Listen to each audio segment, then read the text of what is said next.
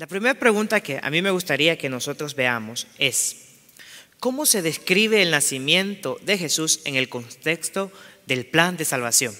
¿Cómo usted cree que se puede describir? Les invito a que vayamos a Lucas, el libro de Lucas, capítulo 2, versículos 10 y 11. El libro de Lucas, capítulo 2, versículos 10 y 11. El libro de Lucas, capítulo 2, versículos 10 y 11 nos dice: Mas el ángel le dijo: no temáis, porque he aquí os doy nuevas de gran gozo, que serán para todo el pueblo, que os has nacido hoy en la ciudad de David un Salvador, que es Cristo el Señor. Me gusta como Lucas lo dice, pero Mateo lo dice en forma más sencilla y en forma más directa. Vamos a Mateo, capítulo 1, versículo 21. Mateo, capítulo 1, versículo 21.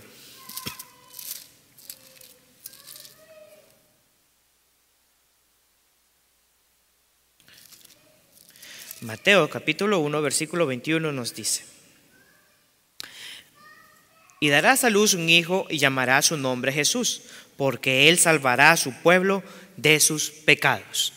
Entonces, ¿cuál es el papel que juega el nacimiento de Jesús en el plan de salvación? Al nacer él, nos dice Mateo que él salvará a su pueblo de sus pecados. Sabemos que es muy importante saber que Jesús hizo un gran sacrificio para nosotros. Y en la Revista Herald del 26 de agosto de 1980, mire lo que nos dice: Cristo nunca debiera estar alejado de nuestra mente. Los ángeles dijeron de él: llamarás su nombre Jesús, porque él salvará a su pueblo de sus pecados. Qué precioso Salvador es Jesús. Seguridad, auxilio, confianza y paz hay en él. Él es el dispensador de todas nuestras dudas, la prenda de todas nuestras esperanzas. Cuán precioso es el pensamiento de que realmente podemos llegar a ser participantes de la naturaleza divina, con la que podemos vencer así como Jesús venció. Jesús es la plenitud de nuestras expectativas, es la melodía de nuestros himnos, la sombra de una gran roca en el desierto. Él es el agua viva para el alma sedienta, es nuestro refugio en la tempestad, es nuestra justicia en nuestra santificación, nuestra redención. Cuando Cristo es nuestro Salvador personal, anunciaremos las virtudes de aquel que nos llamó de las tinieblas a su luz admirable. ¿Qué papel juega el Señor Jesús? Una persona que dio su vida por nosotros, un papel muy importante. La siguiente pregunta: ¿cuál era el mayor anhelo de Cristo al venir a esta tierra? ¿Cuál cree usted que es el mayor anhelo de Cristo? Darnos la vida eterna, ¿verdad? Pero cuando estuvo aquí en la tierra, ¿qué fue lo que hizo Jesús? Enseñarnos a poder hacer muchas cosas, pero una de las cosas que el Señor Jesús vino e hizo, podemos verlo en Marcos 10:52. Como les decía, todos los evangelios nos dan detalles de toda la vida de Jesús, pero vamos a tocar algunos puntos.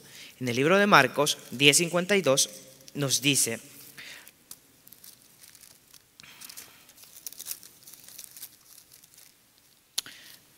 Marcos capítulo 10, versículo 52, nos da un ejemplo de todas las cosas que el Señor vino a hacer. Y nos dice: y Jesús les dijo: vete, tu fe te ha salvado. Y al instante recibió su vista y seguía a Jesús en el camino. El mayor anhelo de Jesús venir aquí a la tierra era salvar a aquellas personas. Era poder darnos una salvación sin ningún precio. La siguiente pregunta: ¿por qué nuestro Señor se expuso públicamente a morir en la cruz del Calvario? ¿Por qué creen ustedes que Él decidió morir? ¿Será que Él no estaba a gusto allá en el cielo? ¿O será que Él hizo algo un sacrificio por nosotros. Lo hizo por amor, ¿verdad? En Hebreos capítulo 1, versículo 3, mire lo que nos dice.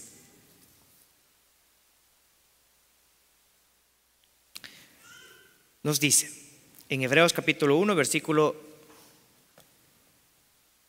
versículo 3 nos dice: el cual, siendo el resplandor de su gloria y la imagen misma de su sustancia, y quien sustenta todas las cosas con la palabra de su poder, habiendo hecho la expiación de nuestros pecados, por sí mismo se sentó en la diestra de la majestad de las alturas. El Señor se expuso a morir en la cruz del Calvario para poder ser. ¿Se recuerdan cuando estaba el santuario aquí en la tierra? ¿Qué sucedía con aquel corderito? ¿Qué era el objetivo de ese corderito?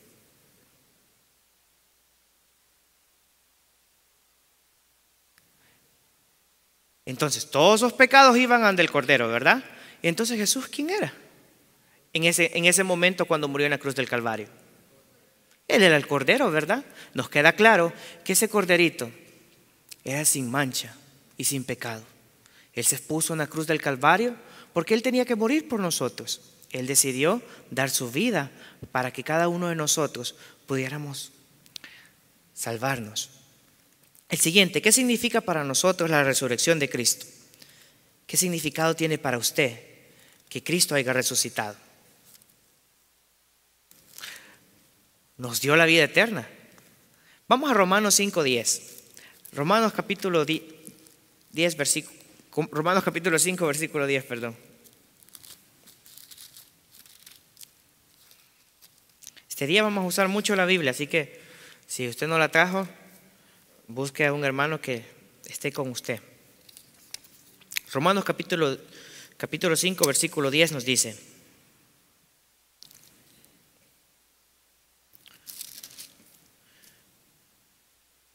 porque siendo enemigos fuimos reconciliados con Dios por la muerte de su Hijo. Mucho más, estando reconciliados, seremos salvos por su vida.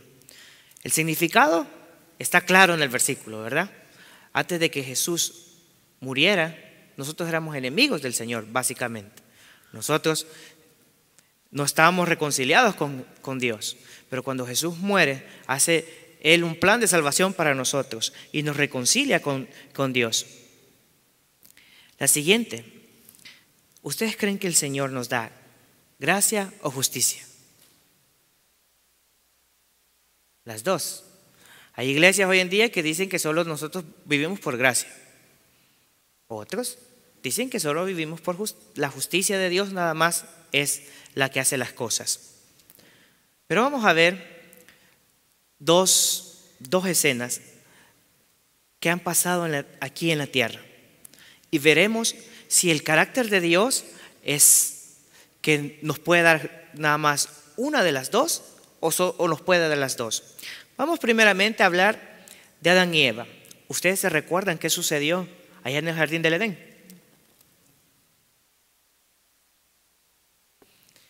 Probablemente nosotros los que estamos aquí en la iglesia, algunos sí sabemos, otros no sabemos. Para beneficio de todos, les invito a que vayamos a Génesis capítulo 3, versículos del 1 al 6. Mire lo que nos dice. Génesis capítulo 3, versículo del 1 al 6.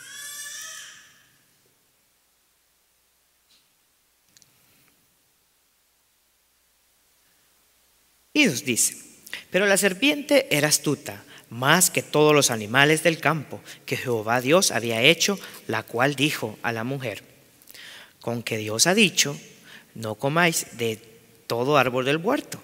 Y la mujer respondió a la serpiente: del fruto del árbol del huerto podemos comer, pero el fruto del árbol que está en el medio del huerto, dijo Dios, no comeréis de él, ni lo tocaréis para que no moráis.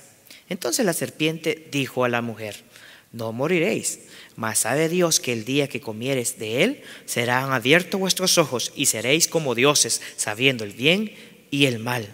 Y vio la mujer que el árbol era bueno para comer y que era agradable a los ojos, y el árbol codiciable para alcanzar la sabiduría, y todo de su fruto. Y comió, y dio también a su marido, el cual comió así como ella. ¿Qué sucedió aquí? Si ustedes hubieran estado en ese momento con Dios, hubiesen sido los ángeles ustedes, ¿qué consejo le hubieran dado a Dios ustedes? Le hubieran dicho: mata a Adán y a Eva, porque ellos fueron los culpables que de entrar el pecado a la tierra.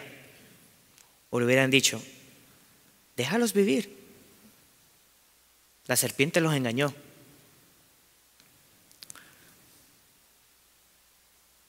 Vamos a otro ejemplo: la apostasía del pueblo de Israel. ¿Sí se acuerdan qué pasó con el pueblo de Israel? Cuando Moisés subió al monte Sinaí, ¿qué sucedió? Hicieron un ídolo, ¿verdad? Hicieron un becerro grande, un becerro en el cual quizás como no lo habían hecho antes. Pero miren, si vamos a Éxodo 32 para agarrar más detallitos de la historia. Éxodo 32, capítulo 32, versículos del 1 al 5 nos dice: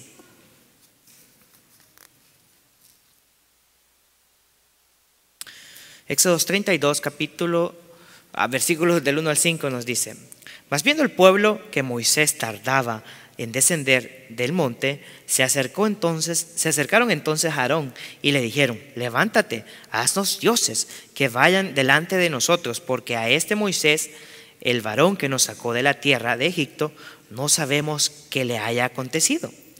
Aarón le dijo: apartad los zarcillos de oro que están en las orejas de vuestras esposas y vuestros hijos y de vuestras hijas, y traérmelo. Entonces todo el pueblo apartó los zarcillos de oro que tenían en sus orejas y trajeron a Aarón, el cual tomó de las manos de ellos y les dio forma con buril, e hizo de ellos un becerro de fundición. Entonces dijeron Israel: estos son tus dioses que te sacaron de la tierra de Egipto. Y viendo esto, Aarón edificó un altar delante del becerro y pregonó a Aarón y dijo: mañana será fiesta a Jehová. Un acontecimiento más que nos dice: ¿qué hubiese hecho usted en este momento? ¿Qué consejo le hubiera dado a Jesús? ¿Será que le hubiera dicho: destruye a todo el pueblo de Israel? Al cabo el diluvio ya había pasado, murieron muchos, no es la excepción, puede matar nuevamente. Entonces, ¿el Señor Jesús tiene justicia o gracia? O el Señor nos da dos. Si bien es cierto, nosotros sabemos que el Señor es tardo para la ira y grande en misericordia, ¿verdad? Así que sabemos que el carácter de Dios nos revela que Él nos da gracia y justicia a la vez. Sabemos que nos queda claro que el Señor nos ayuda a que todos esos momentos de altas y bajas que podamos tener, el Señor siempre está con nosotros. No importando que nosotros le fallemos, el Señor está dispuesto a estar con nosotros. Pero se nos hace otra interrogante: ¿será que el Señor nos perdona o nos castiga? ¿Será que el Señor nos puede castigar a nosotros? ¿O será que el Señor nos puede perdonar? Si vamos a Jeremías, el capítulo 3, versículos 12 al 14, nos da un ejemplo. Nos dice: durante mucho tiempo la apostasía de Israel estuvo avanzando, pero el Señor estuvo implorando al pueblo de Israel que se arrepintieran de toda esa apostasía. Y miren lo que nos dice Jeremías, capítulo 3, versículos 2, del 12 al 14.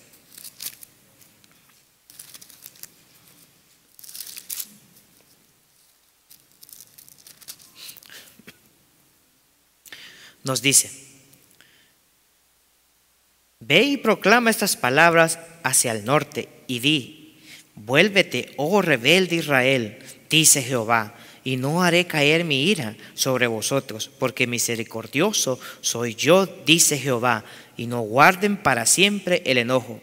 Solo reconoce tu maldad, porque contra Jehová tu Dios has prevalecido, y tus caminos han derramado a los extraños debajo de todo árbol frondoso, y no oísteis mi voz, dice Jehová. Convertíos, hijos rebeldes, dice Jehová, porque yo soy vuestro esposo, y os tomaré uno de una ciudad y dos de una familia, y los introduciré a Sión. El Señor estaba dispuesto a perdonar todas las caídas que había tenido el pueblo de Israel. El Señor les pedía que volvieran. Si bien es cierto, nosotros sabemos que el Señor nos perdona nuestros pecados. El Señor está dispuesto que usted y yo nos reconciliemos con Él. Pero Él necesita que nosotros nos alejemos del pecado, nos alejemos de todo eso que nos hace caer. Pero, ¿por qué creo que no puede perdonar a los que se aferran al pecado? ¿Será que el Señor Jesús está dispuesto a perdonar si nosotros nos aferramos a al pecado? Vamos al libro de Isaías 55:7. Mire lo que nos dice. Isaías 55:7.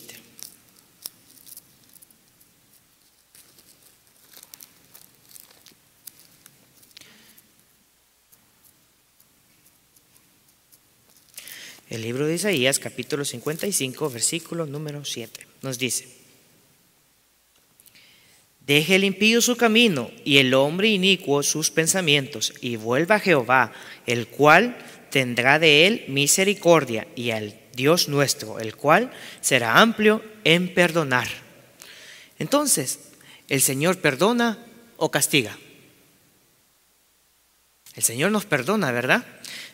El Señor está dispuesto a perdonarnos, pero dice, deje el impío su camino. Entonces, si bien es claro, nosotros debemos de darnos cuenta que el Señor necesita que nosotros dejemos ese camino que nos hace que nos caigamos. Pero se recuerdan la tercera pregunta que hice: ¿por qué nuestro Señor se expuso públicamente a morir en la cruz del Calvario? Creo que nosotros sabemos por qué lo hizo. Todos nos damos cuenta. Mire lo que dice Romanos capítulo 3, versículos del 25 al 26. Nos dice algo.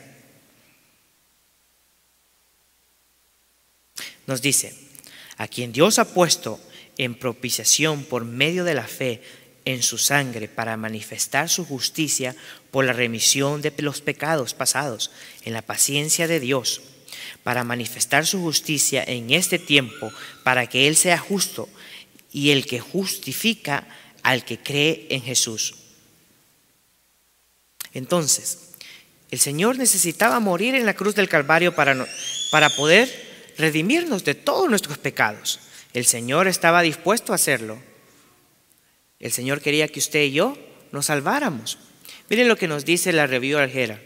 A través del plan de salvación, la ley mantiene su dignidad al condenar al pecador, y el pecador puede ser salvado mediante la propiciación de Cristo por nuestros pecados, en quien tenemos redención por su sangre, el perdón de pecados. La ley no ha sido cambiada en ningún sentido para amoldarse al hombre en su condición caída. En su condición caída permanece como siempre ha sido, santa y justa y buena. Entonces, ¿qué logró realizar el sacrificio expiatorio? En Efesios 5:2, mire lo que nos dice.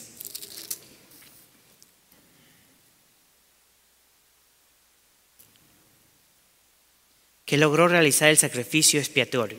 Dice en Efesios 5:2: y anda en amor, como también Cristo nos amó y entregó a sí mismo por nosotros a Dios, ofrenda y sacrificio y dulce fragancia. Pero algo que quiero llevarlos a este punto que me llama mucho la atención: ¿cuál es el papel de la sangre de Cristo? ¿Será que esa sangre es importante? Hoy en día, si alguien nos pregunta, esa sangre nada más fue para el Antiguo Testamento, ¿será cierto? ¿O será cierto que todavía está vigente? Si vamos a Levíticos, capítulo 17, versículo 11, mire lo que nos dice.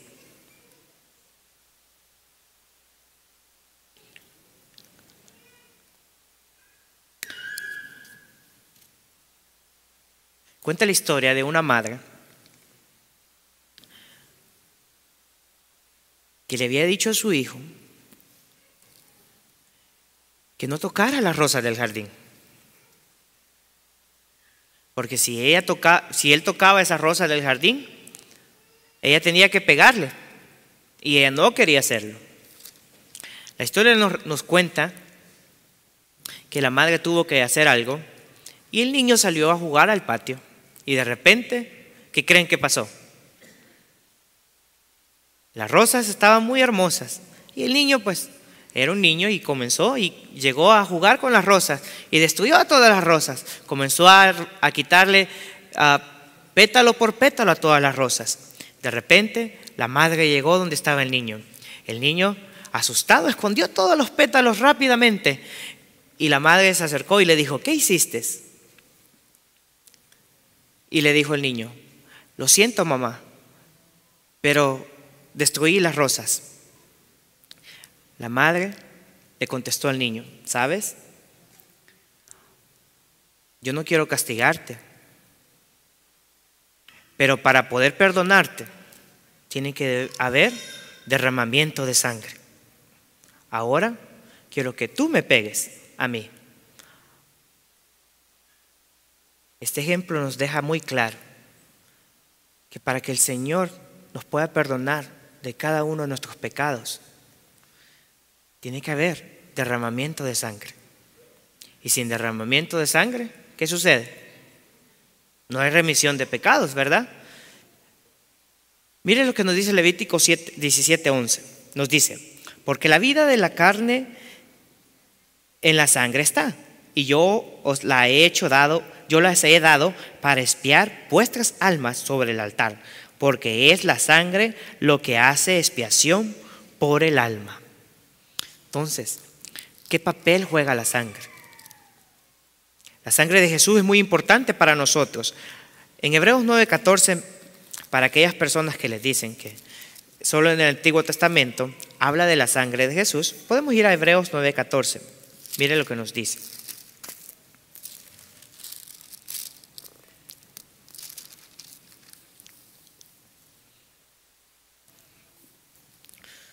Cuanto más la sangre de Cristo, el cual mediante el Espíritu eterno se ofreció a sí mismo sin mancha a Dios, limpiará vuestra conciencia de la obra muertas para que sirváis al Dios vivo.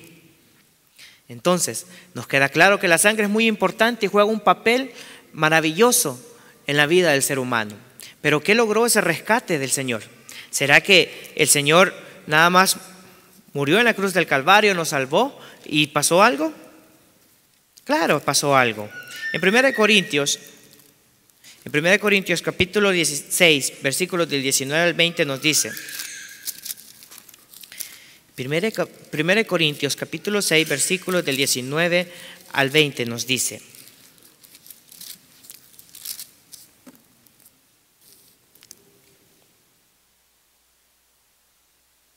¿os ignoráis que vuestro cuerpo es templo del Espíritu Santo, que está en vosotros, el cual tenéis de Dios y que no sois vuestro?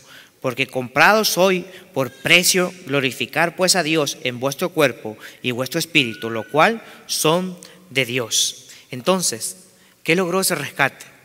Ese rescate fue muy importante porque el Señor pudo ser dueño de nosotros nuevamente. El Señor estuvo dispuesto a morir por nosotros para poder rescatar lo que en aquel tiempo se había perdido. Y una pregunta más. ¿Qué puede hacer por nosotros la perfecta vida en Cristo? ¿Qué cree usted que puede hacer? ¿Será que tiene un impacto en nosotros? En 1 de Pedro, capítulo 2, versículos 21 al 23, mire lo que nos dice.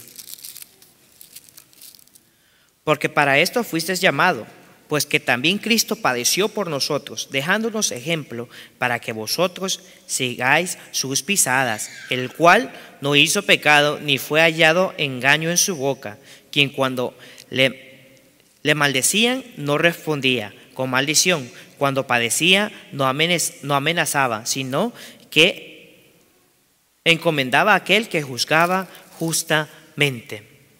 ¿Será que nosotros pudiéramos vivir así como Jesús? ¿Será que nosotros podemos tener una vida recta como Jesús la tuvo? Hay una historia que se cuenta que un hombre vivía en la colina más alta de un pueblo.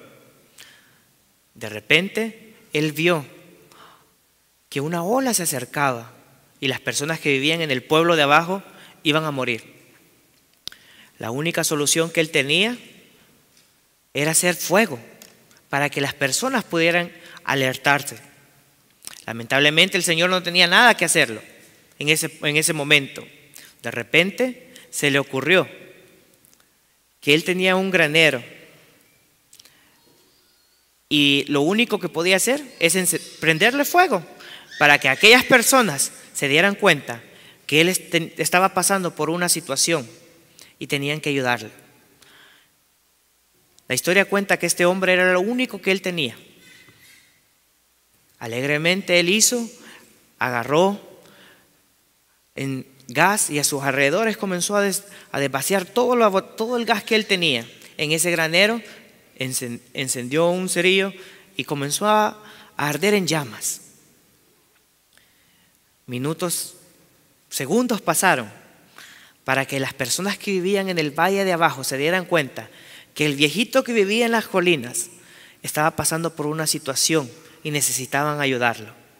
Estas personas del pueblo agarraron a sus niños, agarraron a los ancianos y todos corrieron a ayudarle a esta persona para llevar agua, para poder apagar ese fuego. No habían pasado minutos cuando el último viejito de aquel valle que estaba en la parte de abajo de la colina subió. Y al darse cuenta, ellos voltearon a ver y se dieron cuenta que aquella ola que estaban allá en el mar había destruido todas sus casas. La historia nos dice que el viejito pues ya era mayor y murió. Las personas del valle le hicieron una estatua al Señor y en la parte de abajo decía: murió, pero todavía vive en nuestros corazones, porque dio todo lo que Él tenía para poder salvarnos. ¿A quién les hace recordar este viejito? Jesús murió por usted y por mí. Quizás en el tema de este día no pudimos dar detalles de cómo fue la muerte de Jesús. Quizás leímos muchos versículos y quizás todos los versículos los leímos quizás rápidamente. Pero si bien es cierto, el Señor Jesús murió por usted y por mí, y esa sangre que Él derramó fue importante, y esa sangre que Él dio no fue en vano. Quiere el Dios de los cielos que cada uno de nosotros nos pongamos a pensar qué vamos a hacer si el día que el Señor venga por segunda vez no nos vamos al cielo. ¿Esa sangre que Él dio fue en vano? Quizás nosotros estemos viviendo la vida fácil, o quizás nosotros no nos tomemos en cuenta que el día de mañana el Señor puede venir. ¿Y será que nosotros estamos preparados? Cada día que pase, que cada uno de nosotros nos podamos preparar, que cada día que abramos nuestros ojos, el Señor pueda ver que nosotros estamos arrepentidos y queremos alejarnos de cada uno de nuestros pecados. El Señor está dispuesto a perdonarnos, a usted y a mí.